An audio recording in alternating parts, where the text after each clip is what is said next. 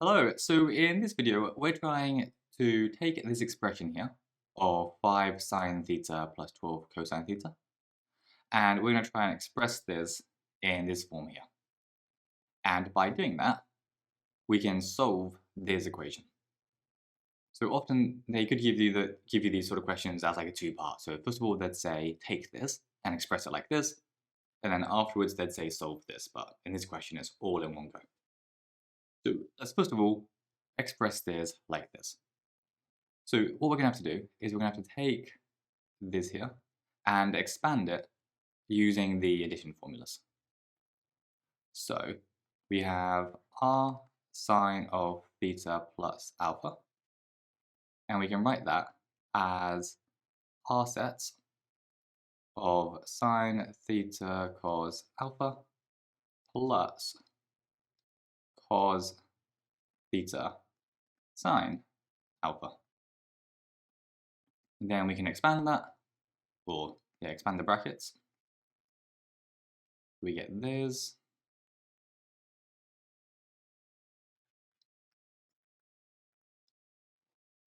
And then once we've expanded like that, we can make it equal to our expression that we had before. So we can say that 5 sine theta plus 12 cosine theta can basically be written like this. So it's equivalent to r sine theta cos theta, cos alpha, plus r cos theta sine alpha. So next thing to do is to compare the coefficients. So basically the idea is that this 5 will be equivalent to this r cos alpha, whereas this that 12 will be equivalent to this r sine alpha. So we have 5 equals r cosine alpha, and 12 equals r, so it's meant to be an r sine alpha. Now we have two equations, and if you remember, we can now use these two to find r and find alpha. So if we want to find alpha first, then we're going to have to do this one all divided by this one, because sine divided by cosine is tan. That gives us a single function that we can use to find the angle. So we're going to do 12 over 5, so this bit over this bit, must be the same as r sine alpha over r cosine alpha, which means, well, the r's will cancel out, and sine over cosine is tan, so that is just tan alpha. So then by doing inverse tan of the 12/5, yes, we can do inverse tan of this bit here, and that will give us alpha, which if we pop that into our calculator, just double check, so this is degrees, so put our calculator in degrees, and then do 10 to the minus 1 of 12 divided by 5, that gives us 67.4 degrees. That's 67.4 degrees, perfect.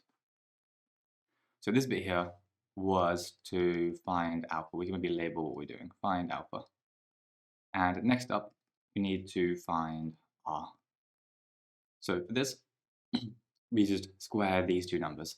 So we just do 5 squared plus 12 squared, and that is going to give us r squared.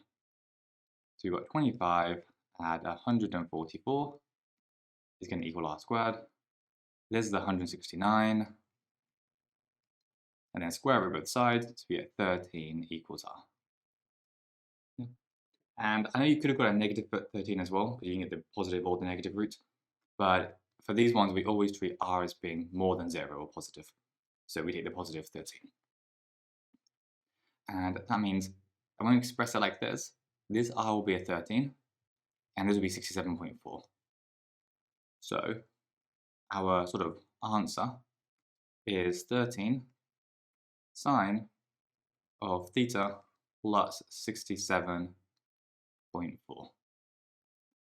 So that there is sort of like what would normally be part A. So there's put brackets around this bit. Yeah. So we've now taken this expression that contains sine and cosine, and we've expressed it in this form. And now what we need to do is actually solve that by making it equal to 6.5. So if we make this equal to 6.5, then what's going to happen? Then, well, basically this sine of theta plus 67.4 is going to be equivalent to the 6.5 divided by this 13. And this is basically 1/2. So maybe I'll simplify that down to a half. So then what we can do, just going down to the second page, is if you want to find theta plus 67.5, if you want to find this, we just do sine to the -1 of the 1/2. Or the 6.5 over 13 doesn't really make a difference. And if we do that in our calculator, sine to the -1 of 1/2, that gives us 30. So we know that theta plus 67.4 degrees is 30 degrees. Now, at this point, there's a couple ways to solve this because sine is quite a large function. There's lots of places it could go. And we're told here that we only want angles that are between 0 and 180. So basically what we could do is we could sketch a quick sine graph, which looks like this, but we only want it going up to 180. So really, we only want this region here. Yeah. And so we've only really got two solutions. We've got this one here at 30 degrees, and this one over here at 150 degrees.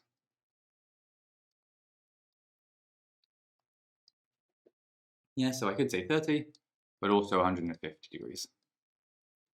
And that means that if I want to find theta, I need to subtract the 67.4 from each of these.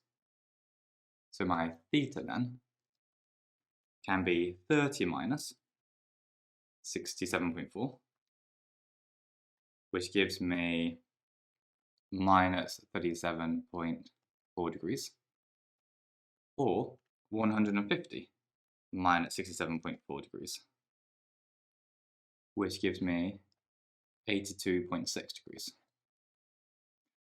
Now, this one here is out of my range. This is not between 0 and 180, so I have to cross that one out. And this here is the only solution. And that's it. I mean, to be like super sure, you could have continued like all the way along and found other solutions over here. And also over here. And then you could have taken 67.4 degrees from those and see if they came into your range. But they definitely wouldn't have in this case, because this one is nearly 400. So in this case, that there is the only answer. That's the only solution to this question. So if we just scroll back up, basically what we did is we wanted it in terms of sine. So we used the addition formula to expand this sine function. Then we equated the coefficients of this expanded version to the coefficients of the function that they gave us. And we used these two equations to find the angle and find r. Then we equated that equation to the 6.5 value that they gave us here. And we solved that for this range. And that's everything. So I hope that's made sense. If you have any questions, then let us know in the FAQ. Otherwise, have a go at the MCQs at the end of the topic, and we'll see you again soon. Thanks.